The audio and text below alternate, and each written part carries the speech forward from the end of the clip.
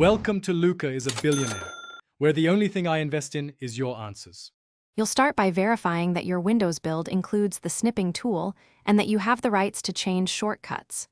Open Settings and navigate straight to Accessibility or Keyboard Shortcuts so you're ready to assign keys. This step is essential because some enterprise policies block changes. If you hit that, you'll need admin approval. Once in the keyboard area, scroll to the hotkey or shortcut assignments. This is where you'll create a fast launch for the snipping tool rather than hunting menus later.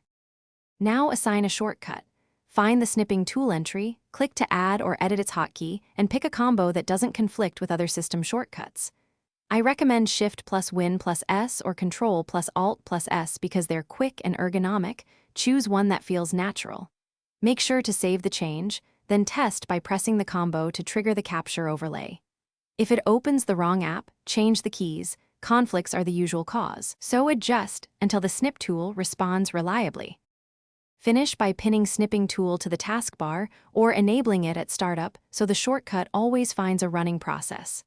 If the hotkey doesn't work, make sure no background apps capture that key combo and verify group policy hasn't reset mappings. Sometimes an OS update reverts custom keys. In that case, reassign and reboot.